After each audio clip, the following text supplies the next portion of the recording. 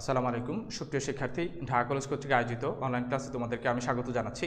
আমি শান্তনু হাসান, প্রভাষক ব্যবস্থাপনা বিভাগ, ঢাকা কলেজ, ঢাকা। আজকেও আমি তোমাদের সাথে ব্যবসা সংগঠন ও ব্যবস্থাপনা বিষয়ে ক্লাস নিতে চলে আসলাম। তো আমাদের অংশীদারি ব্যবসার ক্লাস চলছিল। আমরা ইতিমধ্যে একটি ক্লাস নিয়েছি অংশীদারি ব্যবসার উপরে। আজকে এটার উপরে আমরা দ্বিতীয় ক্লাস নিব। তো দ্বিতীয় ক্লাসে আমরা যেই বিষয়গুলো আলোচনা করব অংশীদারি ব্যবসা সম্পর্কে। তো তোমরা যদি এটা একটু আমরা যদি একটু তোমাদেরকে স্ক্রিনে দেখায়, এখানে যে বিষয়গুলো তোমরা আজকে আলোচনা থেকে পাবা সেটা হচ্ছে অংশীদারি ব্যবসার চুক্তিপত্র কি। গত ক্লাসে এটা আমরা আলোচনা করতে পারিনি, আজকে এটা আমরা ডিটেলস আলোচনা করব এবং অংশীদারি ব্যবসার চুক্তিপত্রের আবশ্যকীয় বিষয়বস্তুগুলো কি সেগুলো সম্পর্কেও আলোচনা হবে। এবং এখানে অংশীদারি ব্যবসার নিবন্ধন পদ্ধতি, অংশীদারি ব্যবসার নিবন্ধন কি এবং অংশীদারি ব্যবসার নিবন্ধন পদ্ধতিটা কি সেটা সম্পর্কে আমরা আলোচনা করব। এবং অংশীদারদের ক্ষমতা এবং অধিকার, অংশীদারি ব্যবসার ক্ষেত্রে তারা কি ক্ষমতা এবং অধিকার পায় সেটা সম্পর্কে আমরা আলোচনা করব। এবং এখানে অংশীদার হবার অযোগ্য কারা বা অংশীদার হবার যোগ্যতা কাদের আছে, তো এটা নিয়েও আমরা আলোচনা করব। এবং পরবর্তীতে আমরা এখানে অংশীদারি আইনে নাবালক অংশীদার সম্পর্কে, যেই অংশীদারি আইনে তাদের অধিকার কর্তব্য সম্পর্কে যেটি বলা আছে সেটি সম্পর্কেও আমরা এখানে আলোচনা করব। তো এই জিনিসগুলোই আজকে আমাদের ক্লাসে থাকবে। তো আমাদের প্রথম টপিক যেটা আছে, আমরা অংশীদারি চুক্তিপত্র নিয়ে এখানে আলোচনা এখন শুরু করব। তো আমরা আসলে এখানে অংশীদারি চুক্তিপত্রটা কি। তো আমরা গত ক্লাসে তোমাদেরকে একটা কোশ্চেন দিয়েছিলাম যে অংশীদারি চুক্তিপত্রটা কি লিখিত হতে হয়, নাকি মৌখিক হইলেও চলে, নাকি লিখিত, মৌখিক এবং নিবন্ধিত উভয়ই হতে হয়।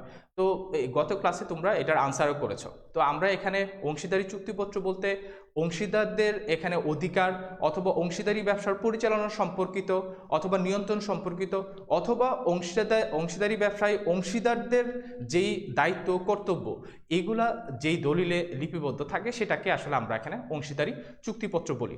এবং এই অংশীদারি চুক্তিপত্রটা আমরা চুক্তিপত্র যখন বলি, চুক্তিপত্র হতে হলেই আমরা এখানে এটা মৌখিক হলে দেখা যাবে যে অনেকগুলা বিষয়ে এখানে প্রমাণ করাটা অনেক কঠিন হয়ে যায়। সেই কারণে অংশীদারি চুক্তিপত্র যখনই আমরা বলি তখন লিখিত বিষয়টা চলে আসে, যে অংশীদারি চুক্তিপত্রটা যদি লিখিত হয় তাহলে এটা প্রামাণ্য দলিল হিসাবে আমরা যে কোনো জায়গাতে কিন্তু এটাকে উপস্থাপন করতে পারবো। তো সেই কারণে আমরা এখানে অংশীদারি চুক্তিপত্রে যেই সব বিষয়গুলো লিপিবদ্ধ থাকে এবং একটা অংশীদারি চুক্তিপত্র কিভাবে আসলে করতে হয়, যেটার মাধ্যমে অংশীদারি ব্যবসাটা আসলে এখানে পরিচালিত হবে, এই বিষয়টা আমরা এখানে আজকে বিস্তারিত আলোচনা করব।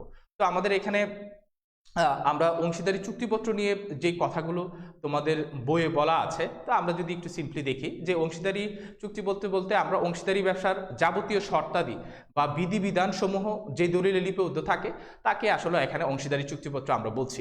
তো এখানে যে কথাটি তোমাদের সবচেয়ে বেশি মনে রাখা দরকার সেটি হচ্ছে এখানে যাবতীয় শর্তাদি এবং বিষয়াবলীর কথা বলা আছে, যে যেই দলিলে অংশীদারি ব্যবসায়ের যাবতীয় শর্তাদি বা বিষয়াবলী লিপিবদ্ধ থাকে সেই দলিলটাকে বা যেখানে আমরা লিখি সেই রিটেন ডকুমেন্ট বা স্ট্যাম্প পেপারটাকে আসলে এখানে অংশীদারি চুক্তিপত্র বলে। তো এখানে অংশীদারি চুক্তিপত্র করার ক্ষেত্রে আমরা জানি যে অংশীদারি ব্যবসার গঠন এবং পরিচালনা সংক্রান্ত যাবতীয় বিষয় অংশীদাররা যখন সর্বসম্মতক্রমে তাদের ভিতরে সিদ্ধান্ত হয় যে তারা কে পরিচালনায় অংশগ্রহণ করবে, সবাই পরিচালনায় অংশগ্রহণ করবে নাকি সবার পক্ষ থেকে একজন পরিচালনায় অংশগ্রহণ করবে, সবাই সমান মূলধন দিবে নাকি যে কেউ একজন মূলধন ছাড়াও তার যেই ব্যবসার পরিচালনার যে দক্ষতা সেই দক্ষতা নিয়ে অবশ্যই ব্যবসায় অংশীদার হতে পারবে, আবার যারা মূলধন দিবে তারা মূলধনের উপরে কী হারে এখানে মুনাফা পাবে, অথবা কেউ যদি অংশীদারি ব্যবসাতে ঋণ দেয় সেই ঋণের উপরে কি সুদ পাবে, অথবা যারা অংশীদার আছে তারা এখানে যে ঋণ দিচ্ছে সেই ঋণের উপরে তারা কি কোনো সুদ পাবে কিনা, অথবা অংশীদারি ব্যবসা থেকে যদি কোনো অংশীদার টাকা উত্তোলন করতে চায় তারা এটা উত্তোলন করতে পারবে কিনা। তো এইসব বিষয়গুলো কিন্তু এখানে সর্বসম্মতিক্রমে যখন অংশীদাররা একসাথে সর্বসম্মতিক্রমে এখানে সম্মত হয় এই সব বিষয়গুলা নিয়ে, এবং তারা যখন সবাই সম্মিলিতভাবে সর্বসম্মত হয়ে যখন স্বাক্ষর করে তখন একটা অংশীদারি চুক্তিপত্র তৈরি হয়। এবং এইখানে অংশীদারি চুক্তিপত্রটাকে আমরা আসলে এটা অংশীদারি ব্যবসার গঠনতন্ত্র বা দিক নির্দেশনা হিসেবেও আমরা বলে থাকি, যে অংশীদারি চুক্তিপত্রটা অনেক সময় আমরা অংশীদারি ব্যবসার কিভাবে গঠিত হইল, অংশীদারি ব্যবসার নাম, অংশীদারি ব্যবসাটা কি উদ্দেশ্যে গঠিত হয়েছে, অংশীদারি ব্যবসাটার প্রধান কার্যালয় কোথায়, অথবা এটা কোন কোন জায়গাতে পরিচালিত হবে, এই সব বিষয়গুলো কিন্তু এখানে অংশীদারি ব্যবসার গঠন তন্ত্রে বলা থাকে। দ্যাট মিনস এখানে অংশীদারি চুক্তিপত্রে কিন্তু এই বিষয়টা বলা থাকবে। এবং এখানে অংশীদারি ব্যবসা এই চুক্তিপত্র নিয়ে তোমাদের বইয়েও অনেক সংজ্ঞা দেওয়া আছে। তো আমি দুইটা সংজ্ঞা এখানে হাইলাইট করতে চাই। প্রথম সংজ্ঞাটা যেটা দেওয়া আছে অক্সফোর্ড ডিকশনারি অনুযায়ী, যে অংশীদারি চুক্তিপত্র হলো একাধিক ব্যক্তির অংশীদারি বিষয়ক পারস্পরিক সম্মতি যা দলিল আকারে প্রস্তুত করা হয়। তো এখানে সরাসরি বলা আছে এই চুক্তিপত্রটা হচ্ছে একাধিক ব্যক্তির, মানে আমরা অংশীদারি ব্যবসায় দুইয়ের অধিক ব্যক্তি আমরা জানি যে এখানে অংশীদারি ব্যবসা গঠন করে, বা সর্বনিম্ন দুইজন ব্যক্তি এখানে অংশীদারি ব্যবসাটা গঠন করে থাকে। তো দুইয়ের অধিক ব্যক্তি এখানে অংশীদারি বিষয়ক এখানে পারস্পরিক সম্মতি এখানে এই দলিলে লিপিবদ্ধ করে। তো এই কারণে এটাকে আমরা অংশীদারি চুক্তিপত্র বলি। আবার এখানে প্রফেসর যে হ্যানসন একটি সংজ্ঞা দিয়েছেন, অংশীদারি চুক্তিপত্র হলো এমন দলিল যা ব্যবসার অংশীদারদের প্রত্যেকের অবস্থা সুস্পষ্টভাবে তুলে ধরার জন্য প্রণীত হয়। তো অংশীদারি চুক্তিপত্রটাকে আমরা বলতেছি যে এটা এরকম একটা দলিল যেইখানে অংশীদারি ব্যবসার প্রত্যেক অংশীদারের অবস্থা বা অংশীদারি ব্যবসায় প্রত্যেক অংশীদারের যে অধিকার এটা সম্পর্কে এখানে সুস্পষ্টভাবে লিপিবদ্ধ থাকে।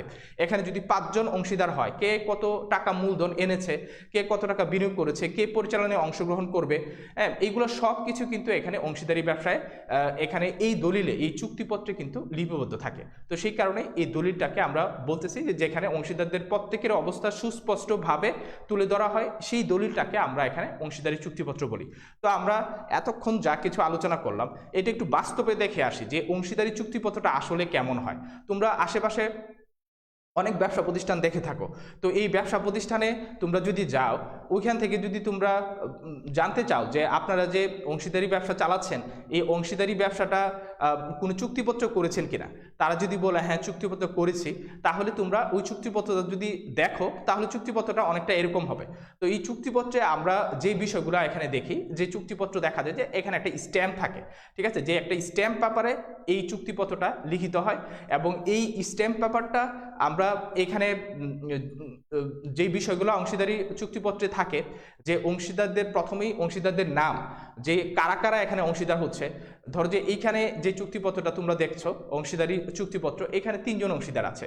এই মেসার্স তরিক ট্রেডিং কোং যেটা আছে, এই তাদের এখানে 3 জন অংশীদার। তো 3 জন অংশীদারের দেখো নাম, ঠিকানা এবং তাদের অবস্থান কোথায় বা তারা কোথায় থাকে এটা কিন্তু এখানে বলা আছে।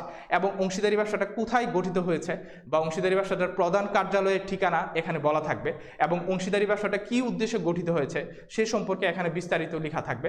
এবং এখানে অংশীদারি চুক্তিপত্রের এখানে কিছু বিষয়বস্তু, যেটা আমরা একটু আগে সংজ্ঞা পড়ে এসেছি, যে কিছু বিষয় যেটা নিয়ে অংশীদাররা সর্বসম্মত হয় বা এখানে সম্মতি প্রকাশ করে, এই বিষয়গুলো এখানে লেখা থাকে। এই বিষয়গুলো এখানে 25-30 অনেক বইয়ে 35টা বিষয়বস্তু এখানে উল্লেখ করা আছে, যে অংশীদারি চুক্তিপত্রে প্রায় 30 থেকে 35টার উপরে বিষয়বস্তু এখানে অন্তর্ভুক্ত হতে পারে। এর বাইরেও যদি কোনো অমীমাংসিত বিষয়বস্তু যেটা অংশীদারি চুক্তিপত্রে অন্তর্ভুক্ত হয়ে না থাকে, সেটা সম্পর্কেও কিভাবে সিদ্ধান্ত নিতে হবে সেটাও কিন্তু এখানে অংশীদারি চুক্তিপত্রে বলা থাকে।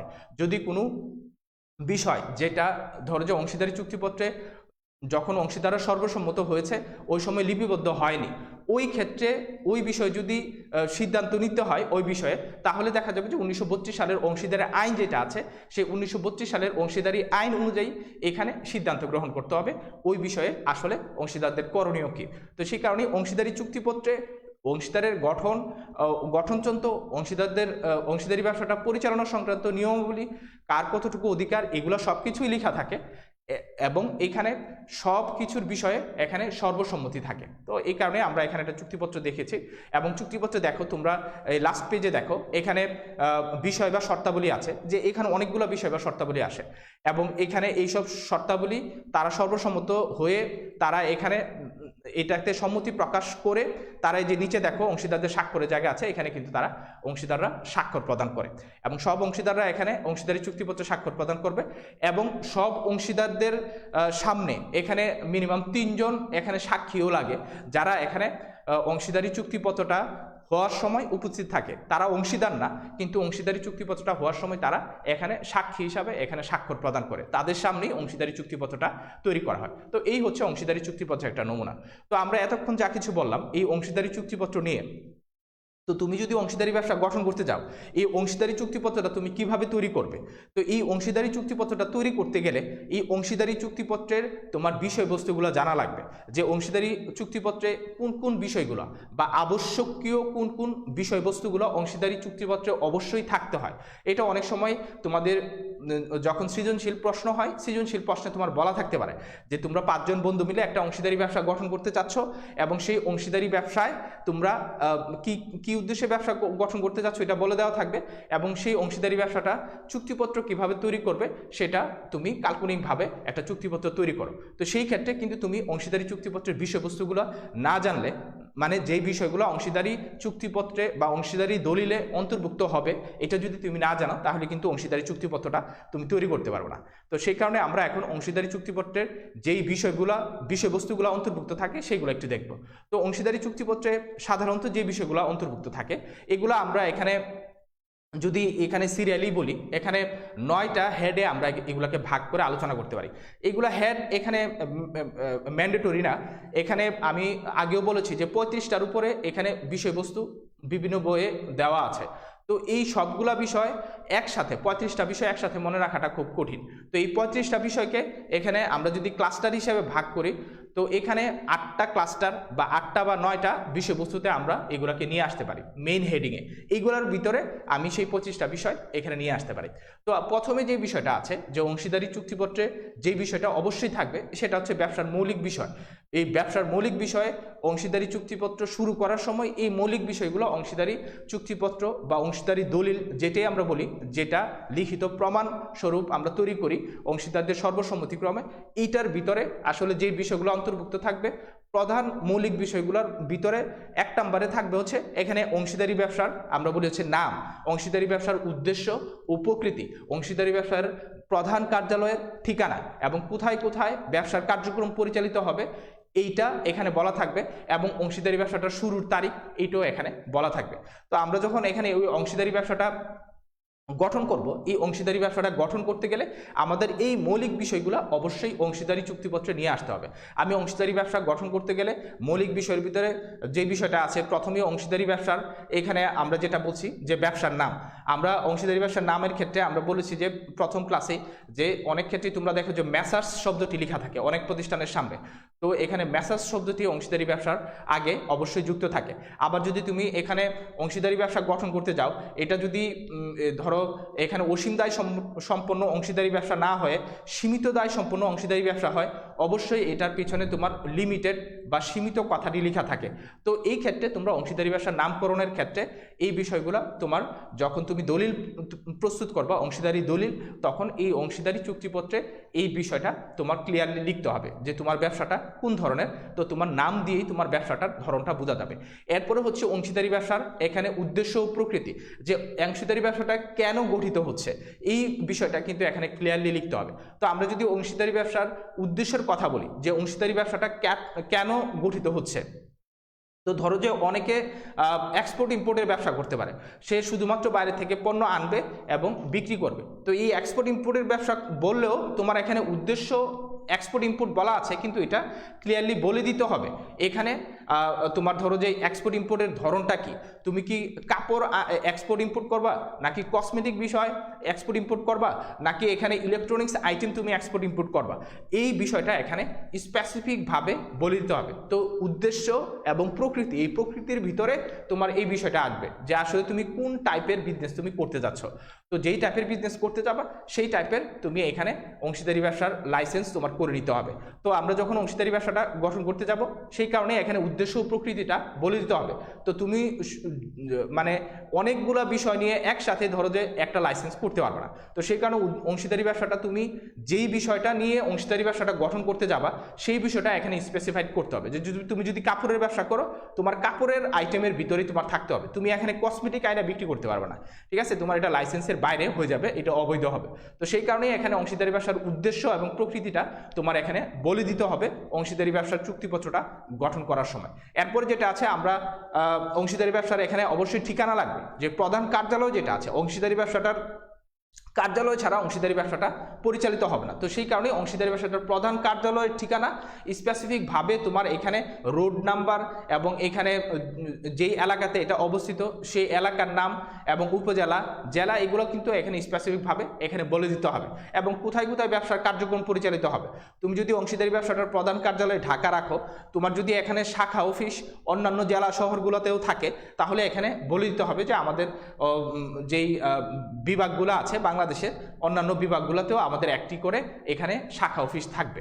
তো এটা বলে দিলে এখানে অংশীদারি ব্যবসাটার এইখানে মৌলিক যে বিষয়টা আছে এটা ক্লিয়ার হয়ে যায় এবং কবে থেকে অংশীদারি ব্যবসাটা শুরু হচ্ছে এটাও এখানে ক্লিয়ার করে দিতে হবে যে আমাদের ব্যবসাটা ধরো জানুয়ারির 1 তারিখ 2021 সাল থেকে আমাদের ব্যবসাটা শুরু হবে। তো এইভাবে আমরা অংশীদারি ব্যবসার মৌলিক বিষয়গুলো এখানে চুক্তিপত্রে লিপিবদ্ধ করব। দ্বিতীয় যেটা আছে অংশীদার সংক্রান্ত এখানে বিষয়াবলী এখানে থাকবে। প্রথম হচ্ছে ব্যবসা সম্পর্কে আমরা বললাম, এরপরে হচ্ছে ব্যবসাটা যারা পরিচালিত করবে বা ব্যবসাটাতে যারা এখানে মূলধন বিনিয়োগ করছে সেই অংশীদার সম্পর্কে আমরা এখানে সেকেন্ড সেগমেন্টে এখানে আলোচনা করব। তো এখানে কারা কারা এখানে অংশীদার থাকবে বা কতজন অংশীদার এখানে থাকবে, তো এই অংশীদারের নাম, ঠিকানা ও পেশা আমাদের এখানে লিখতে হবে। অংশীদারদের দায়িত্ব, কর্তব্য এবং অধিকার সম্পর্কে এখানে লিখতে হবে। যদি এখানে নতুন কোনো অংশীদার আসে, সেই নতুন অংশীদার গ্রহণের ক্ষেত্রে কী কী নিয়মাবলী এখানে পালন করতে হবে, সে কত টাকা নিয়ে আসবে অথবা সেই প্রফিট কীভাবে পাবে, এগুলো এখানে বলে দিতে হবে। এবং বর্তমান অংশীদার যদি অবসর গ্রহণ করতে চায় কতদিন আগে তাকে নোটিশ দিতে হবে সেটা এখানে ক্লিয়ারলি বলে দিতে হবে। এবং নাবালক অংশীদার সংক্রান্ত নিয়মাবলী যদি কোনো নাবালক এখানে অংশীদার হিসাবে আমরা নিয়ে থাকি আমাদের ব্যবসার ক্ষেত্রে, তো নাবালকের ক্ষেত্রে আমাদের এখানে যদি স্পেসিফিক কোনো নিয়মাবলী থাকে সেক্ষেত্রে এখানে এটা তুলে ধরতে হবে। তো এইভাবেই আমরা এখানে অংশীদারি চুক্তিপত্রে এই দুইটা হেডের আন্ডারে মোটামুটি 10টা বিষয় বা বিষয়বস্তু এখানে আমরা লিপিবদ্ধ করব। এরপরে যেটা আছে, আমরা অংশীদারি চুক্তিপত্রের আরেকটা সেগমেন্ট, যদি আমরা ধরো যে অংশীদারি ব্যবসাটা কিভাবে গঠিত হলো সেটা আমরা লিপিবদ্ধ করে দিলাম, নাম প্রকৃতি অনুযায়ী কারা গঠিত করছে সেটা আমরা বলে দিলাম, কত টাকা নিয়ে অংশীদারি ব্যবসাটা গঠিত হচ্ছে বা এটার মূলধন কত হবে সেটাও আমার জানা দরকার। তো এই কারণে 3 নম্বর সেগমেন্টে আমার এখানে অংশীদারি ব্যবসাটার মূলধন নিয়ে এখানে বলা থাকবে যে এখানে ব্যবসার মোট মূলধনের পরিমাণ কত হবে। যে অংশীদারি ব্যবসাটা গঠন করতে গেলে আমার অংশীদারি ব্যবসাটা ধরো যে 1 কোটি টাকা অথবা 50 লাখ টাকা, যত টাকা মূলধন নিয়ে আমার ব্যবসাটা শুরু হোক এখানে স্পেসিফিকভাবে বলে দিতে হবে যে অংশীদারি ব্যবসাটার মূলধন এখানে কত টাকা হবে এবং এখানে কোনো অংশীদার কত টাকা বিনিয়োগ করবে, এখানে সবাই সমান মূলধন নিয়ে আসবে কিনা, নাকি এখানে কেউ বেশি টাকা মূলধন দিতে পারে, কেউ কম দিতে পারবে, এটা এখানে বলা থাকবে। এবং বিনিয়োগিত মূলধনের উপর সুদ ধার্য হবে কিনা এবং হলে কত হারে এটা ধার্য করা হবে। ধরো যে সবাই 2 লাখ টাকা করে নিয়ে আসলো, কিন্তু এইখানে যদি বলা থাকে যে কেউ যদি 2 লাখ টাকার অতিরিক্ত দেয় তাহলে এইখানে তাকে প্রত্যেক লাখ টাকা বা প্রতি হাজারে বা প্রতি শতে আমরা এত টাকা করে তাকে বেশি দিব। ধরো যে হাজারে সরি আমরা যদি এখানে হারের কথা বলি, শতে তাকে আমরা 10 টাকা করে দিতে পারি অথবা 5 টাকা অথবা 2 টাকা করে তাকে আমরা দিতে পারি। তো এইভাবে মূলধনের উপরে যদি কোনো সুদ দেওয়া হয় ওটাও এখানে বলে দিতে হবে। এরপর ব্যক্তিগত প্রয়োজনে ব্যবসার এখানে মূলধন উত্তোলন করতে পারবে কিনা অংশীদাররা, এই সেগমেন্টে ক্লিয়ারলি বলে দিতে হবে যে কত টাকা আসলে তারা উত্তোলন করতে পারবে। ধরো যে ইচ্ছামতো যদি সবাই এখান থেকে মূলধন থেকে টাকা উত্তোলন করে ফেলে তাহলে কিন্তু ব্যবসার বিনিয়োজিত মূলধনের পরিমাণ কমে যাবে।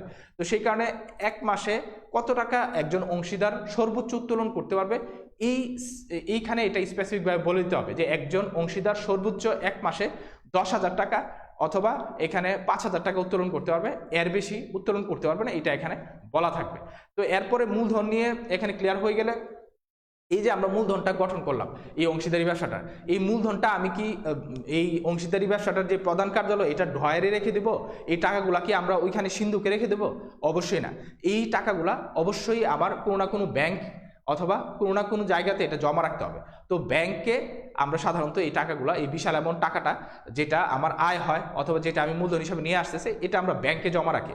তো সেই কারণে আমাদের এখানে চতুর্থ যে সেগমেন্টটা থাকবে যে ব্যাংক ও হিসাব সংক্রান্ত তথ্য, ঠিক আছে, যে আমরা কোন ব্যাংকে এই অংশীদারি ব্যবসার টাকাটা রাখার জন্য হিসাব খুলবো, আমরা সোনালী ব্যাংকে, জনতা ব্যাংকে নাকি কোনো প্রাইভেট ব্যাংকে অংশীদারি ব্যবসার এই টাকাটা রাখবো, এই জিনিসটা এখানে উল্লেখ করতে হবে যে আমাদের ডাচ বাংলা ব্যাংকে অংশীদারি ব্যবসার জন্য আমরা একটা হিসাব খুললাম।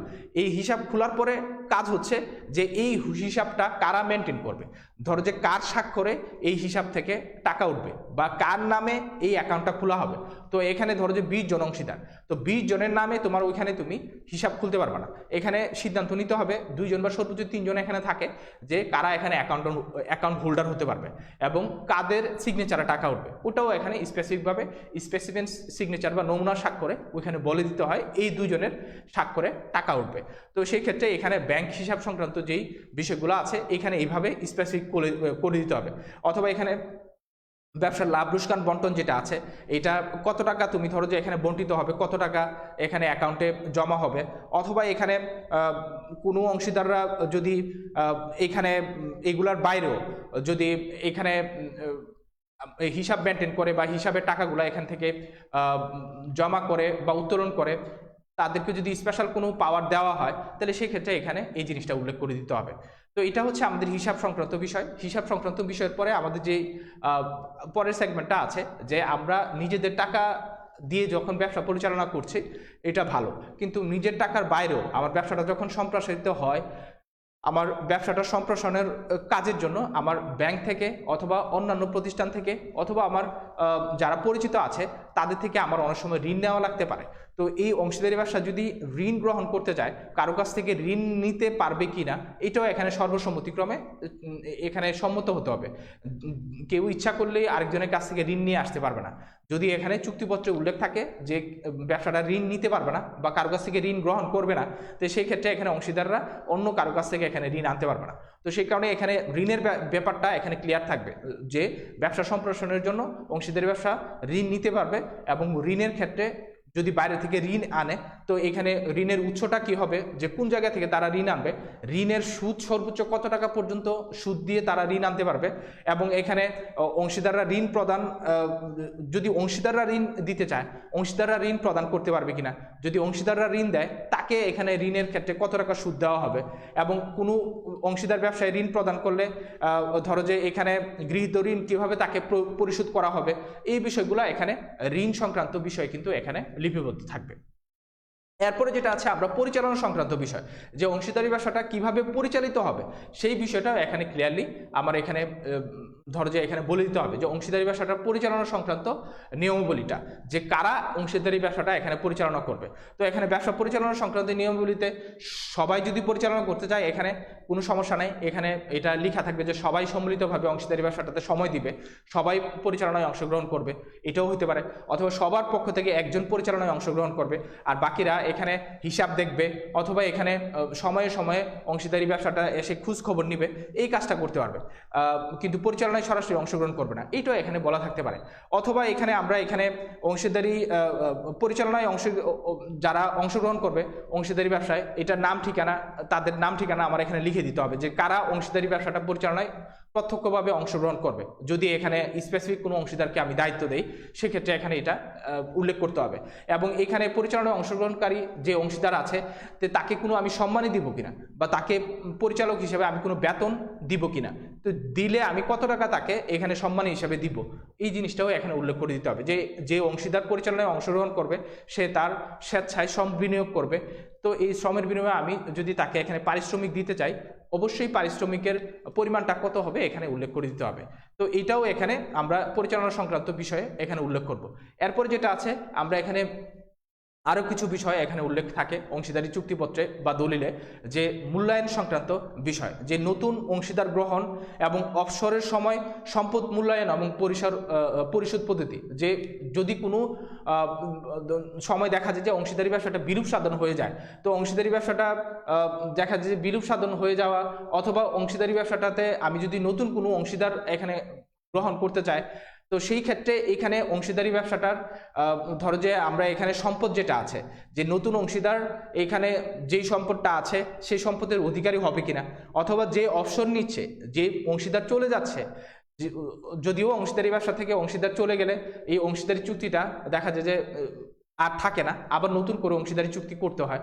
তো সেই ক্ষেত্রে যদি এখানে কোনো আমি যদি স্পেসিফিক ক্লজ লিখে দিই যে অংশীদার অবসর গ্রহণ করতে পারবে, এবং অবসর গ্রহণ করার আগে আমরা এখানে 90 দিন আগে আমাকে জানাই দিলে আমরা আবার নতুন অংশীদার এখানে গ্রহণ করতে পারবো। যে চলে যাচ্ছে তো তাকে আমি অংশীদারি সম্পত্তির কতটুকু অংশ পরিশোধ করব, আবার যে নতুন আসতেছে সে কতটুকু সম্পত্তি এখানে নিয়ে আসবে, এই বিষয়গুলো এখানে এই মূল্যায়ন সংক্রান্ত বিষয়ে লেখা থাকে। এবং এখানে ব্যবসার সুনাম যেটা আছে, সুনাম মূল্যায়ন করা হবে কিভাবে, যে সুনামের কোনো ভ্যালু আমি এখানে ধরবো কিনা, তো এটা এখানে বলে দিতে হবে যে এখানে কিভাবে ব্যবসার গুডউইলটা এখানে ভ্যালুয়েশন করা হবে। এবং এরপরে যেটা আছে যে ব্যবসার বিলুপের সময় দায় এবং সম্পদ মূল্যায়ন এবং বন্টন। যে অংশীদারি ব্যবসাটা ধরো যে চিরন্তন অস্তিত্ব বিশিষ্ট না, অংশীদারি ব্যবসাটা নিবন্ধন করলেও দেখা যাবে যে এটা কৃত্রিম ব্যক্তি সত্তা তৈরি হয় না। তো সেই ক্ষেত্রে অংশীদারি ব্যবসাটা দেখা যায় যে বিলুপ সাধন খুব সহজ, অংশীদাররা চাইলেই অংশীদারি ব্যবসাটা বিলুপ হয়ে যায়। তো এই কারণে অংশীদারি ব্যবসার স্থায়ী কোনো অস্তিত্ব নেই। তো সেই ক্ষেত্রে অংশীদারি ব্যবসাটা যেহেতু বিলুপ হবেই, তো সেই ক্ষেত্রে বিলুপ হইলে অংশীদারি ব্যবসার এখানে দায় এবং সম্পদটা কিভাবে মূল্যায়িত হবে এবং এটা কিভাবে বন্টিত হবে, কোন রেশিও বা কত হারে বন্টিত হবে সেটাও এখানে বলে দিতে হবে। ধরো যে অংশীদারি ব্যবসাটা অংশীদাররা আর এই অংশীদারি ব্যবসাটা কন্টিনিউ করতে যাচ্ছে না, তো সেই ক্ষেত্রে ধরো যে অংশীদারি ব্যবসাটা এখন আমরা বিলুপ করে দেব। তো বিলুপ করে দিলে এই যে অংশীদারি ব্যবসাটা আমি এতদিন ধরে পরিচালনা করলাম, তো এই অংশীদারি ব্যবসাটাতে যেই সম্পত্তিটা তৈরি হলো, এই সম্পত্তির উপরে আমার যেই অধিকার, অংশীদারদের যে অধিকার, এটা আমি কিভাবে পরিশোধ করব। ধরো যে একজন অংশীদার 1 টাকা অংশীদারি ব্যবসায় বিনিয়োগ করছে, ধরো যে 1 টাকা, তো এইখানে এই যে সম্পদ তৈরি হইলো, এই সম্পদ ধরো যে আমার এই 1 টাকা বিনিয়োগের এগেনস্টে আমার সম্পদ তৈরি হইলো 5 টাকার। তো এই 5 টাকা যে তৈরি হইলো, এখানে মুনাফা করে করে আমি এখানে 5 টাকা পর্যন্ত জমাইলাম, কিন্তু এখানে এই 5 টাকার উপরে দেখতে হবে প্রথমে আমি যদি অংশীদারি ব্যবসাটা বিলুপ করে দেই যে এটার উপরে কোনো ধরো যে কারো দায় আছে কিনা অথবা কোনো পাওনাদার আছে কিনা। যদি আমি কারো কাছ থেকে ঋণ নিয়ে থাকি, কোনো ব্যাংকের কাছ থেকে আমি কোনো কিছু বন্ধক নিয়ে টাকা নিয়ে থাকি, তাহলে সেই ক্ষেত্রে আগে আমাদের কাজ হচ্ছে যে কোনো পাওনা থাকলে সেটা বা কোনো দায় থাকলে সেটা আগে পরিশোধ করা। ধরো যে আমার দায় ছিল 3 টাকা, তো আমি দায় 3 টাকা পরিশোধ করে দিলাম, এরপরে বাঁচে হচ্ছে তোমার 2 টাকা।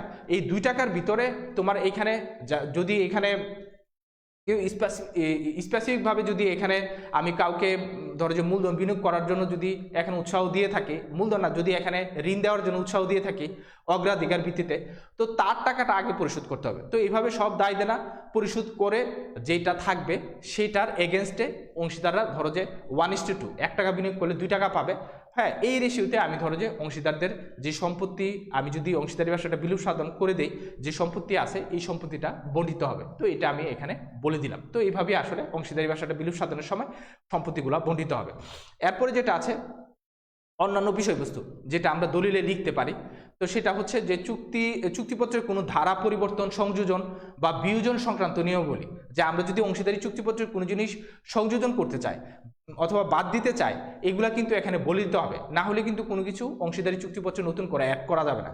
তো এই ক্লজটা অবশ্যই থাকতে হবে যে ব্যবসার প্রয়োজনে অংশীদাররা সর্বসম্মত ক্রমে অনেক চুক্তি এখানে নতুন করে বা অনেক এখানে শর্তাদি নতুন করে যোগ করতে পারে বা অনেক ধারা এখানে পরিবর্তন করতে পারে। তো যদি সেটা লেখা থাকে তাহলে আমরা এটা পরিবর্তন করতে পারবো। এবং বিভিন্ন দলিল বা গুরুত্বপূর্ণ এখানে কাগজ যারা স্বাক্ষর করবে, এই স্বাক্ষরকারী অংশীদারদের নামও এখানে উল্লেখ থাকতে হবে এবং তাদের পরিচয় এবং তাদের ঠিকানা এখানে স্পেসিফিকভাবে লিখে দিতে হবে।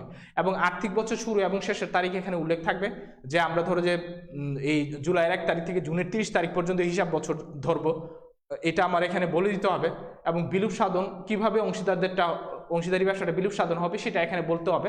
এবং লাস্টে যেটা আছে যে চুক্তিপত্রে নেই এরকম কোনো বিষয় যদি এখানে উত্থাপিত হয়, যেটার কারণে অংশীদারদের ভিতরে ঝগড়া বিবাদ অথবা অংশীদারদের ভিতরে কলহ তৈরি হয়, এরকম কোনো বিষয় যদি এখানে উদ্ভব হয়, সেক্ষেত্রে এটা কিভাবে মীমাংসিত হবে, তো এটাও এখানে বলে দেওয়া থাকবে। যে যদি বলি আমরা যে 1932 সালে অংশীদারি আইন অনুযায়ী সেটার মীমাংসা করা হবে, তাহলে বিষয়টা ক্লিয়ার হয়ে যায় যে অংশীদারি আইন অনুযায়ী এটা মীমাংসা হবে। তো এইভাবে আমরা অংশীদারি চুক্তিপত্রের যতগুলা বিষয় আছে সবগুলা বিষয় এভাবে রেকর্ড করে একটা অংশীদারি চুক্তিপত্র কিন্তু আমরা এইভাবে তৈরি করতে পারি। এই যে আরেকটা ওই চুক্তিপত্রের নমুনা আমরা দিলাম, যে এখানে 2 জন অংশীদার আছে এবং তারা কিভাবে অংশীদারি চুক্তিপত্র করেছে।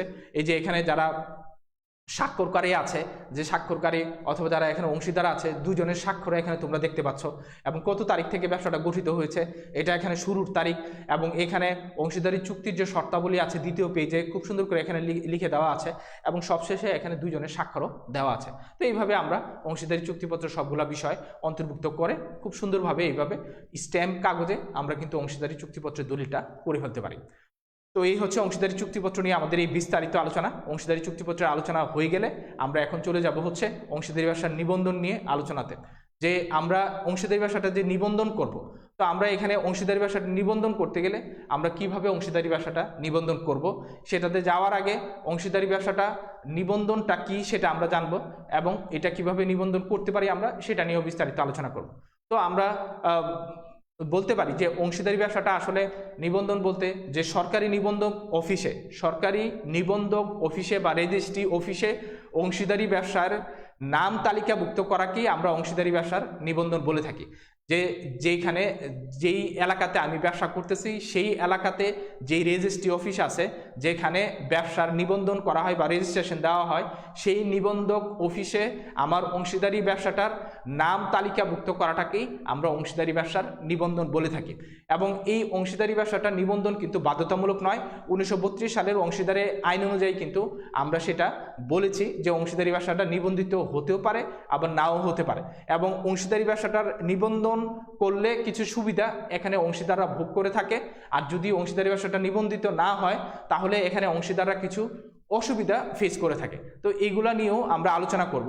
তো এখানে অংশীদারি ব্যবসা নিবন্ধনের সুবিধা অসুবিধা এগুলাতে যাওয়ার আগে অংশীদারি ব্যবসাটা কিভাবে রেজিস্ট্রি অফিসে নিবন্ধন করাইতে হয়, বা এই অংশীদারি দলিলটা কিভাবে আমার এই অংশীদারি দলিলটা কিভাবে আমার নিবন্ধক অফিসে তালিকাভুক্ত করাইতে হয়, বা আমার জন্য আলাদা নথি, অংশীদারি ব্যবসাটার আলাদা নথি আমার নিবন্ধক অফিসে কিভাবে আমি ধরো যে রেজিস্ট্রির মাধ্যমে আলাদা নথি আমার অংশীদারি ব্যবসার নামে খুলতে পারবো, সেই বিষয়টা নিয়ে এখন আমরা আলোচনা করব। দ্যাট মিনস আমরা অংশীদারি ব্যবসাটার নিবন্ধন কিভাবে করা যায় সেই ধাপগুলা নিয়ে এখন আলোচনা করব। তো অংশীদারি ব্যবসা নিবন্ধন করতে গেলে আমরা এই নিচের ধাপগুলা অনুসরণ করব। প্রথমে হচ্ছে আমরা নিবন্ধন করতে গেলে অবশ্যই আবেদন সংগ্রহ করব। তো আবেদনপত্র সংগ্রহ করার বা নির্দিষ্ট ফর্মে আমরা আবেদন করব, এটা হচ্ছে মূল কথা। তো আবেদনপত্র সংগ্রহ করতে গেলে এই নির্দিষ্ট ফর্মটা আমাদের এলাকাতে, যেই এলাকাতে আমি ব্যবসাটা পরিচালনা করছি সেই এলাকাতে আমার এই নিবন্ধক অফিস থেকে আমি এই ফর্মটা সংগ্রহ করব। এই আবেদন ফর্মটা সংগ্রহ হয়ে গেলে সেটাকে আমি পূরণ করব, সব সঠিক তথ্য আমার এখানে উপস্থাপন করতে হবে, এবং আবেদন ফর্মে যে সকল বিষয়গুলোর বর্ণনা দিতে হবে সেগুলো আমরা একটু আগে পড়ে আসছি। তো এইগুলা সব ডিটেলস এখানে বলতে হবে না, এখানে কিছু বিষয় এখানে নিবন্ধন করার সময় বলতে হয়, যেটা আমরা মৌলিক বিষয়ের ভিতরে দেখেছি। যেমন অংশীদারি ব্যবসার নাম ও উদ্দেশ্য, অংশীদারি ব্যবসার প্রধান কার্যালয়ের ঠিকানা, অংশীদারি ব্যবসার শুরুর ডেট, অংশীদারদের পূর্ণ নাম ও ঠিকানা, এবং অংশীদারি ব্যবসার এই প্রত্যেক অংশীদারদের যোগদানের তারিখ। তো এই মৌলিক বিষয়গুলো এখানে বলে দিতে হবে। বলে দিয়ে আমরা অংশীদারি ব্যবসাটার এখানে ফর্মটা পূরণ করে আমরা এখানে অংশীদারদের সবার স্বাক্ষর গ্রহণ করব। যারা অংশীদার আছে সবার স্বাক্ষর এই অংশীদারি নিবন্ধন ফর্মে থাকতে হবে। যদি কোনো অংশীদার এখানে স্বাক্ষর দিতে না পারে, যদি কোনো অংশীদার অনুপস্থিত থাকে, সেই ক্ষেত্রে এখানে তার উপযুক্ত প্রতিনিধি এখানে স্বাক্ষর করে এই অংশীদারি নিবন্ধন ফর্মটা যেটা আছে এটা রেজিস্ট্রি অফিসে তারা নির্দিষ্ট ফি প্রদান করে এটাকে জমা দিতে হবে। এবং আবেদন ফর্মটি জমাদানের পর এখানে যদি এখানে নিবন্ধক এই যে আবেদন ফর্মটি আমরা যখন জমা দিব 5 নাম্বার স্টেজে, যে আমরা এখানে নির্দিষ্ট ফি প্রদান করব, ফি প্রদান করে 5 নাম্বার স্টেজে এসে আমরা আমাদের যে চুক্তিপত্রটা আছে বা আমাদের এখানে চুক্তিনামাটা একটু আগে আমরা যেটা তৈরি করলাম সেই চুক্তিনামাটা সহ আমরা এখানে ফর্মটা অ্যাটাচ করে দিয়ে আমরা নিবন্ধক অফিসে এটা জমা দিব। তো এই চুক্তিনামা ছাড়া কিন্তু আমি জমা দিতে পারবো না। তো চুক্তিপত্র সহ আমি এই আমার ফর্মটা ফিল আপ করে আমি আমার রেজিস্ট্রি অফিসে এটা জমা দিব। রেজিস্ট্রি অফিসে জমা দিলে আমাদের যে অংশীদারি আইনের এখানে 59 ধারায় বলা আছে যে নিবন্ধক এর ঠিক আগের ধারা অনুযায়ী 1958 ধারাতে অনুসারে যেই আবেদন করা হয়েছে সেটা আসলে সঠিক আছে কিনা তা পরীক্ষা নিরীক্ষা করবে, এবং পরীক্ষা নিরীক্ষা করে যে রেজিস্ট্রার সে যদি সন্তুষ্ট হয় তাহলে সে নিবন্ধন বইতে বা রেজিস্ট্রি বইতে অংশীদারি ব্যবসাটার নামটা সে তালিকাভুক্ত করবে, এবং এরূপ তালিকাভুক্তির পর হতেই অংশীদারি ব্যবসাটা নিবন্ধিত হয়েছে বলে ধরে নেওয়া হবে। এবং এখানে অংশীদারি ব্যবসা নিবন্ধন সম্পন্ন হওয়ার পর সংশ্লিষ্ট প্রতিষ্ঠানের একটি এখানে নামে অংশীদারি ব্যবসার নামে এখানে রেজিস্ট্রি অফিসে একটি নথিপত্র খোলা হবে, এবং সেই নথিপত্রে অংশীদারি ব্যবসার যে ব্যবসাটা আমি এখানে নিবন্ধন করছি, এই অংশীদারি ব্যবসাটার এই যে আমরা একটু আগে যে ফর্মটা ফিল আপ করে দিলাম, এই ফর্ম এবং যে চুক্তিপত্র আছে এই চুক্তিপত্র এবং অন্যান্য প্রয়োজনীয় কাগজ তারা যদি চায় অংশীদারদের স্পেসিফিক ডিটেলস, তো সেটা তারা চাইতে পারে। তো সেটা সহ ছবি টবি সহ তারা একটা নথি বা ফাইল এখানে তৈরি করবে, এইটাতে প্রয়োজনীয় সব কাগজ সংরক্ষিত হবে। এবং যদি আমরা কোনো কিছু পরবর্তীতে অংশীদারি ব্যবসার ক্ষেত্রে পরিবর্তন করতে চাই, আবার আমাদের নিবন্ধক অফিসে আমার কিন্তু জানাইতে হয়, এবং নিবন্ধন অফিসে জানায়ে আমার সব কিছু পরিবর্তন করতে হয়। যদি আমি কোনো কিছু পরিবর্তন করতে চাই তাও এই পরিবর্তিত বিষয়গুলো এই নথিপত্রে যে নিবন্ধক আছে আমার এলাকাতে সেই রেজিস্ট্রি অফিসের রেজিস্ট্রার এখানে কিন্তু এই বিষয়গুলো অন্তর্ভুক্ত করবে। এবং এইটা বলা আছে যে আমি যদি কোনো কিছু পরিবর্তন করতে চাই অংশীদারি ব্যবসার, তো সেক্ষেত্রে আমার অংশীদারি আইনের 60 এবং 61 ধারা অনুযায়ী কিন্তু এখানে নিবন্ধকের কাছে এখানে আবেদন করতে হবে। তো এইভাবেই আমি পুরা আমার যে অংশীদারি ব্যবসাটা আছে সেটা নিবন্ধনটা করে ফেলতে পারি। তো অংশীদারি ব্যবসাটা আমি যখন নিবন্ধন করে ফেলবো, আমি অংশীদারি ব্যবসাটা চুক্তিপত্র করলাম, চুক্তিপত্রটা করার পরে আমার এলাকাতে যে নিবন্ধক অফিস আছে সেই নিবন্ধক অফিস থেকে নিবন্ধন ফর্ম সংগ্রহ করলাম, সেই নিবন্ধন ফর্মটা পূরণ করে আমার চুক্তিপত্র সহ জমা দিয়ে আমার অংশীদারি ব্যবসাটা আমি রেজিস্ট্রি করে ফেললাম। রেজিস্ট্রি করার পরে আমি অংশীদারি ব্যবসাটা শুরু করে দিব। যদি আমি অংশীদারি ব্যবসাটা শুরু করি, এই রেজিস্ট্রি সহ বা নিবন্ধন সহ কিছু সুবিধা আমি এখানে ভোগ করব। তো আমরা এখানে অংশীদারি ব্যবসাটার নিবন্ধন নিয়ে যা কিছু বলেছি এখানে সেটা হাইলাইটস হিসেবে দিয়ে দিচ্ছি। তো এটা তোমরা একটু দেখে নিতে পারো। তো আমরা যে সুবিধাগুলো ভোগ করব যদি আমরা অংশীদারি ব্যবসাটা নিবন্ধন করি, তো এখানে এই বিষয়টা এখানে উল্লেখ করা আছে যে যদি আমি অংশীদারি ব্যবসাটা নিবন্ধন করি কি কি সুবিধা আমি এখান থেকে পেতে পারি। তো অংশীদারি ব্যবসাটা নিবন্ধন করলে সাধারণত আমরা নিম্নোক্ত সুবিধাগুলো পাবো, এবং এই সুবিধাগুলো অংশীদারি ব্যবসাটা যদি নিবন্ধন না করি এই ক্ষেত্রে এই কিছু সুবিধা আমরা অংশীদারি ব্যবসা নিবন্ধন করি বা না করি, কিছু সুবিধা আছে আমি পাবই, আর কিছু সুবিধা আছে যে অংশীদারি ব্যবসাটা যদি আমি নিবন্ধন না করি সেটা আমি পাবো না। তো আগে আমরা অ্যাভারেজ যে অংশীদারি ব্যবসাটা যদি আমি নিবন্ধন করি তাহলে আমি যেই সব সুবিধাগুলো পাবো সেগুলো একটু আমি দেখে নিই। যে অংশীদারি ব্যবসাটা যদি আমি নিবন্ধন করি তাহলে প্রথমে যে ইয়াটা হয়, এক নম্বর যে সুবিধাটা সেটা হচ্ছে যে অংশীদারি ব্যবসার একটা অস্তিত্ব তৈরি হয়। দ্যাট মিনস এখানে অংশীদারি ব্যবসাটার নিবন্ধন হইলে অংশীদারি ব্যবসা এই আমার ব্যবসার নামে একটা নথি আমার সরকারি রেজিস্ট্রি অফিসে একটা নথি খোলা হয়। তার মানে আমার ব্যবসাটা যে আছে এটার একটা অস্তিত্ব কিন্তু এখানে রেজিস্ট্রি অফিসে বা সরকারি দপ্তরে কিন্তু এখানে আমার রক্ষিত হয়। যদি আমি সেটা নিবন্ধন না করি, আমি যদি এই নিবন্ধক অফিসে না যাই তাহলে কিন্তু এই অস্তিত্বটা তৈরি হয় না। তো সেই কারণেই অংশীদারি ব্যবসাটা নিবন্ধন করলে এই আমার অংশীদারি ব্যবসার অস্তিত্বের জানানো হয়। এরপরে যেটা আছে অংশীদারদের বিরুদ্ধে মামলা করার অধিকার, যে যদি আমি অংশীদারি ব্যবসাটা আমি যদি নিবন্ধন করি তাহলে আমি অংশীদারদের বিরুদ্ধে যদি কোনো কলহ তৈরি হয়, ঝগড়া বিবাদ তৈরি হয়, তাহলে আমার পাওনা আদায়ের জন্য, আমার দেনা পাওনা যেটা আছে সেটা আদায়ের জন্য কিন্তু আমি আমার অংশীদারদের বিরুদ্ধে আমি মামলা করতে পারবো। আর যদি আমি এখানে নিবন্ধিত না হই তাহলে কিন্তু আমার মামলা কোর্ট অ্যাকসেপ্ট করবে না, কারণ আমার এখানে অংশীদারি ব্যবসাটার অস্তিত্বই নেই। তো সেই ক্ষেত্রে আমার এখানে নিবন্ধন না থাকলে আমি কিন্তু আমার অধিকার আদায়ের জন্য, ধরো যে এখানে আমরা 7 জন বন্ধু মিলে, তোমরা 7 জন বন্ধু মিলে ধরো যে একটা অংশীদারি ব্যবসা শুরু করতে চাইলা, তো সেই ক্ষেত্রে দেখা গেল ব্যবসাটা ভালোই চলছিল, কিন্তু 6 জন মিলে তারা চুক্তিবদ্ধ হয়ে তোমারে দেখা গেছে যে অংশীদারি ব্যবসা থেকে বাদ দিয়ে দেওয়ার পায়তারা তারা শুরু করলো, এবং তারা নিজেরাই একটা গ্রুপিং করে ফেলছে, তোমারে তারা এখন বাদ দিয়ে দিবে। তো সেই ক্ষেত্রে তুমি কিন্তু তোমার অধিকার আদায়ের জন্য তাদের বিরুদ্ধে মামলা করতে পারবা তখনই যখন তোমার এখানে নিবন্ধন থাকবে। যদি অংশীদারি ব্যবসাটা নিবন্ধন না করো তাহলে কিন্তু তুমি এই 6 জন অংশীদারদের বিরুদ্ধে কিন্তু তুমি কোনো মামলা পরিচালনা করতে পারবে না। এই অংশীদারি ব্যবসা নিবন্ধন করলে এটা একটা সুবিধা। এরপর যেটা আছে চুক্তিজনিত অধিকার বলবৎ করা। যদি তুমি নিবন্ধিত হও তাহলে তোমার যে চুক্তিজনিত অধিকার আছে, যে তৃতীয় পক্ষের সাথে তুমি কোনো চুক্তি করলা অথবা তৃতীয় পক্ষের কাছে কোনো কিছু তুমি বিক্রি করলা অথবা তার কাছে কোনো সম্পত্তি তুমি কিনলা, তো এই চুক্তিজনিত অধিকারটা তুমি বলবৎ করতে পারো যদি তুমি অংশীদারি ব্যবসাটা নিবন্ধন করো। যদি নিবন্ধন না করো তাহলে কিন্তু তুমি এই চুক্তিজনিত অধিকারটা বলবৎ করতে পারবে না। দ্যাট মিনস আদালত কর্তৃক তুমি তোমার পক্ষে রায় নিতে পারবে না যদি তুমি রেজিস্টার না হও। এরপর হচ্ছে পাল্টা দাবির অধিকার, যে তোমার এখানে তোমার বিরুদ্ধে, তোমার অংশীদারি ব্যবসার বিরুদ্ধে মানে হচ্ছে তোমার বিরুদ্ধে যদি তুমি ব্যবসা পরিচালনা করতে যাও, তোমার বিরুদ্ধে কেউ যদি পাওনার জন্য বা কোনো ব্যবসা সংক্রান্ত বিষয় যদি তোমার বিরুদ্ধে মামলা করে কেউ, ধরো যে তোমার বিরুদ্ধে তোমার প্রতিযোগী প্রতিষ্ঠান তোমার ব্যবসার বিরুদ্ধে মামলা করলো, দ্যাট মিনস তোমাদের বিরুদ্ধে মামলা করলো, তো সেই ক্ষেত্রে তুমি তোমার প্রতিযোগী প্রতিষ্ঠানের বিপক্ষে মামলা পরিচালনা করতে পারবা না যদি তুমি নিবন্ধিত না হও। তো সেই ক্ষেত্রে এখানে পাল্টা দাবির অধিকার যেটা আছে, যে তুমি ধরো যে প্রতিযোগী প্রতিষ্ঠানের কাছে পাও অথবা তুমি এখানে তৃতীয় পক্ষের কাছে কোনো পাওনা তোমার আছে, তো সেই ক্ষেত্রে তুমি যদি এখানে নিবন্ধিত না হও তুমি এই পাল্টা দাবির জন্য কিন্তু এখানে মামলা করতে পারবে না। এরপরে এখানে যেটা আছে যে অংশীদারি ব্যবসাটা নিবন্ধিত হলে এখানে 100 টাকার অধিক পাওনা আদায়ের জন্য তুমি এখানে তৃতীয় পক্ষের বিরুদ্ধে মামলা করতে পারবা।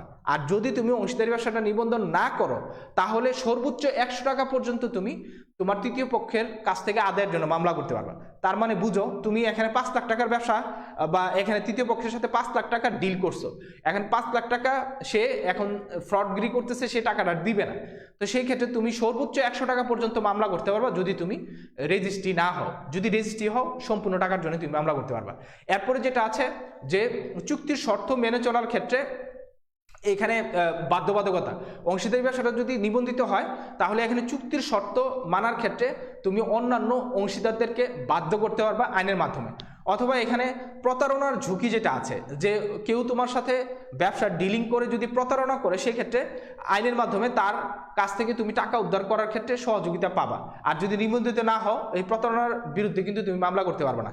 এরপর ন্যায্য অধিকার প্রতিষ্ঠা করার ক্ষেত্রে অংশীদারি সম্পত্তি অথবা তোমার তৃতীয় পক্ষের কাছে যদি কোনো সম্পত্তি পাওনা থাকে তাহলে কিন্তু তুমি কোনো মামলা করতে পারবে যদি তুমি নিবন্ধিত হও। আর যদি নিবন্ধিত না হও তুমি কিন্তু মামলা পরিচালনা করতে পারবে না। তো এছাড়াও বৈধ মর্যাদাপূর্ণ প্রতিষ্ঠান হিসেবে স্বীকৃতির জন্য দেখা যায় যে তোমার এখানে নিবন্ধিত হওয়া লাগে, যে সমাজে যদি তুমি রেজিস্টার্ড তুমি বিজনেসম্যান হও তোমার একটা সম্মান আছে। আর যদি তুমি হুট করে একটা ব্যবসা শুরু করলা, আজকে আসো কালকে নাই, তাহলে কিন্তু তোমার সমাজেও কোনো দাম নাই। তো সেই কারণে এখানে রেজিস্টার্ড হইলে এখানে বৈধ মর্যাদাপূর্ণ একটা প্রতিষ্ঠান হিসেবে তুমি সমাজে অ্যাকসেপ্টেড হবা। তো এইভাবে এখানে তুমি অংশীদারি ব্যবসাটা যখন নিবন্ধিত হবা কিছু সুবিধা পাবা। আর যদি তুমি অংশীদারি ব্যবসাটা নিবন্ধন না করো তাহলে না করার ফলাফল বা পরিণাম আমরা একটু আগেই বলে ফেলছি, পাশাপাশি এই অসুবিধাগুলোতে তুমি পড়বা। যে আমরা এখানে অংশীদারি আইনের 69 ধারায় আমরা এখানে অংশীদারি ব্যবসা নিবন্ধিত হলেও এর কোনো আইনগত এখানে সত্তা বা অধিকার তৈরি হয় না, এটা আমরা এই 69 ধারা অনুযায়ী পাই।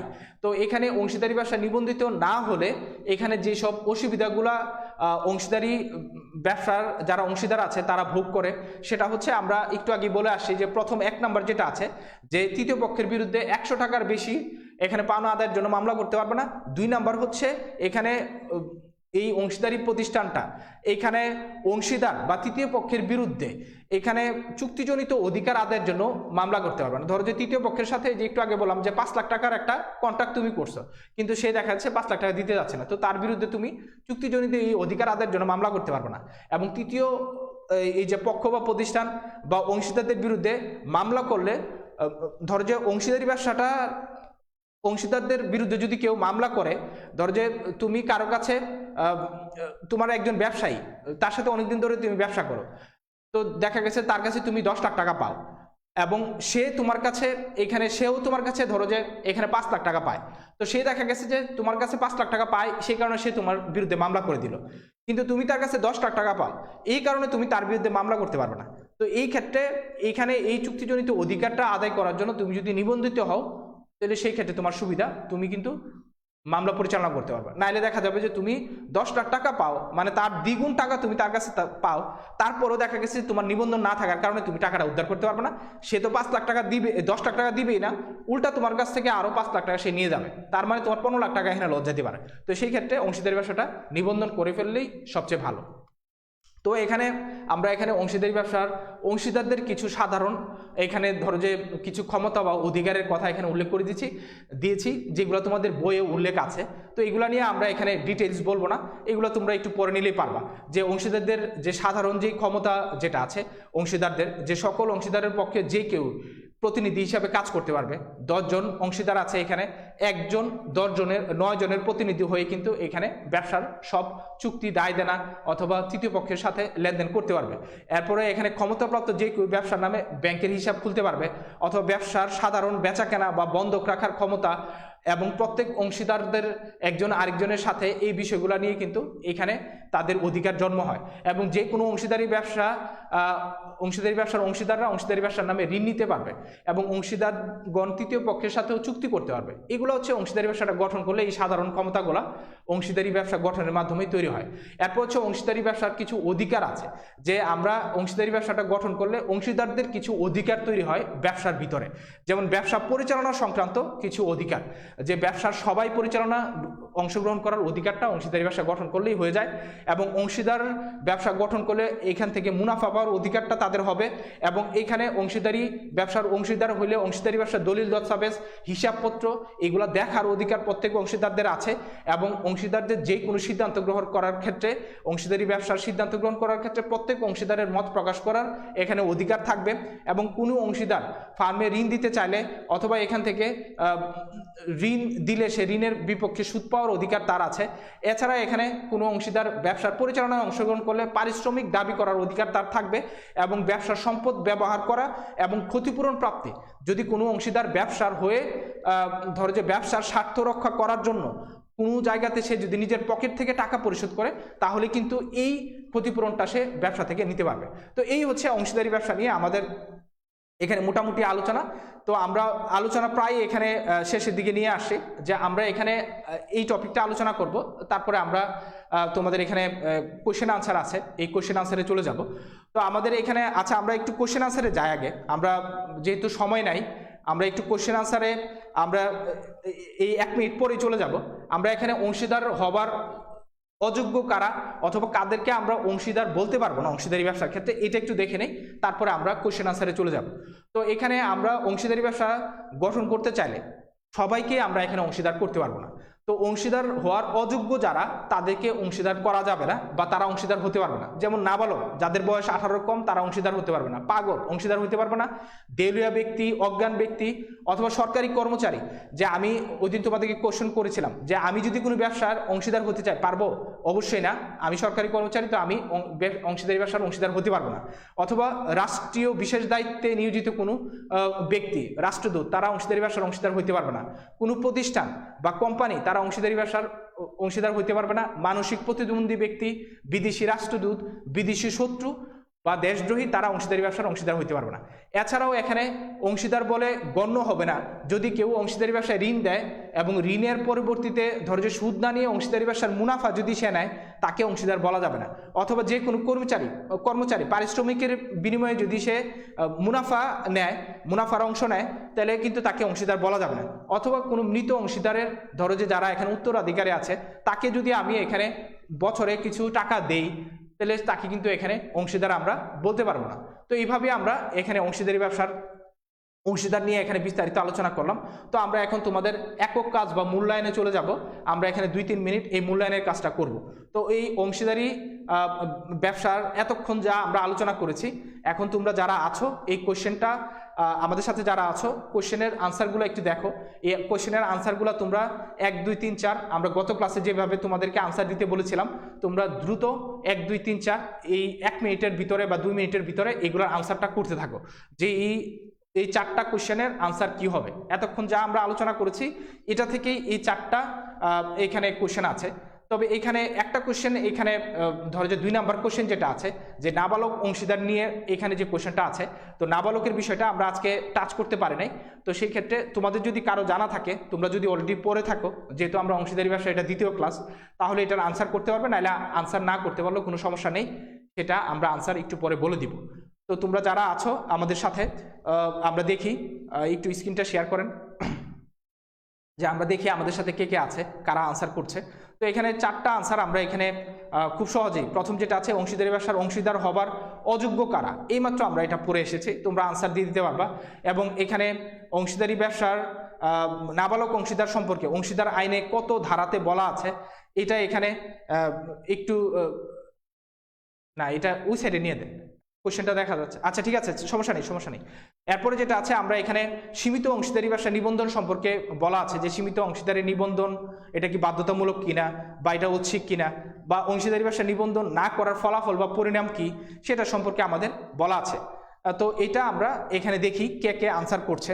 তো এখানে একে মোহাম্মদ এই আসাদুজ্জামান নূর, সে একের আনসার করেছে, একের আনসার হচ্ছে 4 দিয়েছে সে, ঠিক আছে তার আনসার। তারপর হচ্ছে এখানে আলামিন হাসান একের আনসার দিয়েছে খ, তার আনসারটি হয়নি, একের আনসার 4ই হবে। তো একের আনসারটা অনেকেই করেছে 4।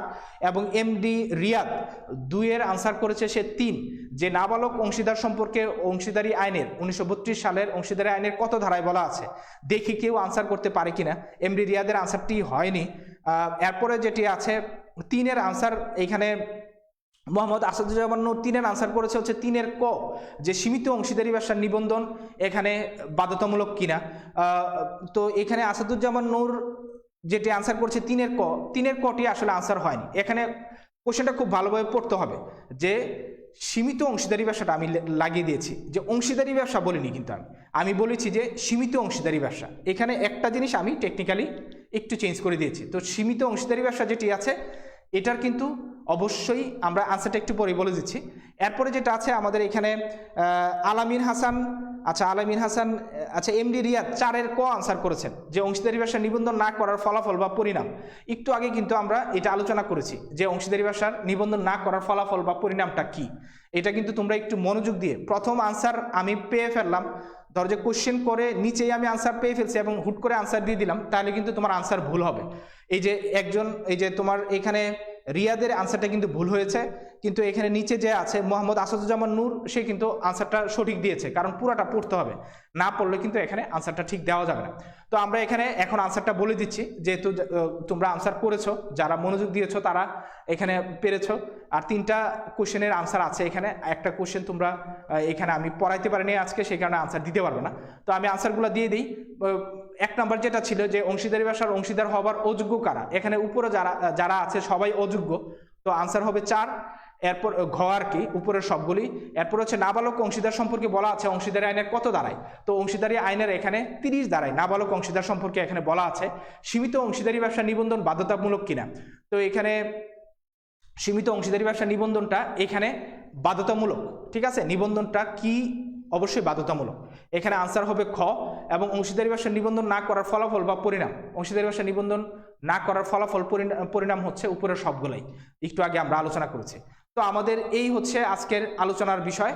তো আমরা এই আলোচনা শেষ হয়ে গেলে আমরা এখন যেটা আছে, একটু স্লাইডটা ক্লিক করে দেন, যেটা আছে তোমাদের এই যে দলীয় কাজটা বা বাড়ির কাজটা আমরা দিয়ে দিলাম, তোমরা এটা বাড়িতে করে ফেলবা সবাই, যারা তোমার এখানে বন্ধু বান্ধব আছো গ্রুপ তৈরি করে ফেলবা, গ্রুপে তোমরা এই কাজটা করে ফেলবা, যে একটি নতুন অংশীদারি ব্যবসার লিখিত চুক্তিপত্র কিভাবে তৈরি করতে হয় এবং তা কিভাবে নিবন্ধন করতে হয় তা বিস্তারিত তোমরা লিখবা, ঠিক আছে। ধরো কাল্পনিক একটা ব্যবসা আমিও তোমাদেরকে দেখাইছি কিভাবে করতে হয়, তোমরা এখানে অনলাইনে সাহায্য নিতে পারো, অথবা আশেপাশে তোমরা যদি কেউ ব্যবসায়ী পরিচিত থাকে তার কাছ থেকে দলিল টলিল এনে তোমরা এই কাজটা করে ফেলতে পারো। তো এটা তোমাদের বাড়ির কাজ থাকবে, যে লিখিত চুক্তিপত্র তৈরি করবা এবং সেটা কিভাবে নিবন্ধন করতে হয় এটার ধাপগুলা তোমরা বর্ণনা করবা। তো এর মাধ্যমে আমাদের ক্লাস শেষ হয়ে যাবে।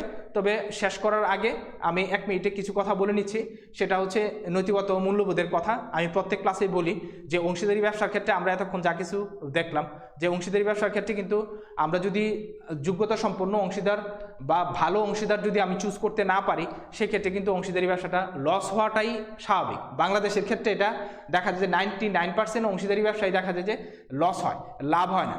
তো এই ক্ষেত্রে আমাদের জীবনের ক্ষেত্রেও আমরা যে ক্ষেত্রে আমরা দেখা যায় যে চলার পথে আমাদের যে অংশীদার বা পার্টনার যাদেরকে বানাই, দ্যাট মিনস আমাদের যে ফ্রেন্ড সার্কেল আছে, আমার এখানে যারা ক্লাসমেট তারাই যে আমার ফ্রেন্ড সার্কেল এরকম না। আমার বাবা আমার ফ্রেন্ড হইতে পারে, আমার মা আমার ফ্রেন্ড হইতে পারে, আমার টিচার আমার ফ্রেন্ড হইতে পারে, অথবা আমার এখানে অনলাইনে আমি বিভিন্ন জনের সাথে বিভিন্ন শিক্ষণীয় বিষয় বা গ্রুপে আমি যোগ হয়ে ওদেরকে আমি ফ্রেন্ড বানাতে পারি, বিভিন্ন পেজ আমার ফ্যান পেজ থাকতে পারে, শিক্ষণীয় পেজগুলা। তো আমি এইখানেই তোমাদেরকে নৈতিকতার বিষয়টা বলবো যে বন্ধু নির্বাচনে তোমাকে সতর্ক হতে হবে। তুমি আমরা বলি যে আমাদের জীবনের উপরে আশেপাশের 5জন ঘনিষ্ঠ বন্ধু, তুমি যদি চোখ বন্ধ করো, চোখ বন্ধ করে তোমার সবচেয়ে 5জন ক্লোজ মানুষের কথা চিন্তা করবা, যাদের সাথে তুমি সবসময় থাকো বা যাদের টাচে তুমি আছো, তাদের বৈশিষ্ট্যগুলো তোমার উপরে পড়বেই পড়বে। তো সেই কারণে তুমি যদি ভালো মানুষ বা ভালো বন্ধু নির্বাচন করতে পারো এবং তোমার বলয়টা যদি এই ভালো মানুষের সাথে হয়, তাহলে তাদের ভালো গুণাবলীগুলো তোমার ভিতরে আসবে। তুমি যদি প্রত্যেক দিন ধরো যে তোমার আধা ঘন্টা যদি তুমি ধরো এই যে আমরা যদি মুসলমান হই, হযরত মুহাম্মদ সাল্লাল্লাহু আলাইহি সাল্লামের জীবনে যদি তুমি পড়ো, তার যে গুণাবলীগুলো ছিল এগুলো যদি তুমি প্রত্যেক দিন আধা ঘন্টা পড়ো, অথবা তুমি যদি কোরআন শরীফ আধা ঘন্টা পড়ো, অথবা যদি তুমি 5 ওয়াক্ত নামাজ পড়ো, অথবা তুমি যদি ধরো যে এই যারা নামাজি আছে তাদের সাথে যদি তুমি চলাফেরা করো, এই গুণটা কিন্তু তোমার ভিতরে আসবে, নম্রতা, ভদ্রতা। অথবা তুমি যদি এরকম ধরো যে ভালো ব্যক্তিত্ব যারা আছে তাদেরকে যদি ফলো করো, তাদের উপদেশ যদি তুমি সবসময় ফলো করো, লিখে রাখো, তাহলে কিন্তু তুমি জীবনে দেখা যাবে যে এই যে ভালো বন্ধু নির্বাচন করলে তুমি দেখা যাবে যে ভালো পজিশনে যেতে পারবা। তো এইটাই হচ্ছে আমার অ্যাডভাইস তোমাদের জন্য। তো আজকের ক্লাস আমি এখানেই সমাপ্ত ঘোষণা করলাম। সবাই ভালো থাকবে এবং এখানে যেহেতু সরকার আবার কড়াকড়ি করছে, তোমরা মাস্ক পরিধান করবে, প্রয়োজন ছাড়া বাইরে যাওয়ার কোনো দরকার নেই, এবং মাস্ক ছাড়া অবশ্যই তোমরা কোনো পাবলিক ট্রান্সপোর্ট বা কোনো পাবলিক জায়গাতে ঘোরাফেরা করবে না, কারণ এখন কোভিড-19 সিচুয়েশন আস্তে আস্তে বাড়তেছে। তো সেই কারণে তোমাদের জন্য উপদেশ, বাসায় থাকো, আমরা তোমাদেরকে অনলাইনে দূরশিক্ষণ পদ্ধতির মাধ্যমে শিক্ষাদান করছি, এগুলো বাসায় তোমরা অধ্যয়ন করবা। ইনশাল্লাহ এই পরিস্থিতি কেটে গেলে আবার দেখা হবে তোমাদের সাথে। তো খুদাহাফেজ আজকের জন্য, ধন্যবাদ সবাইকে।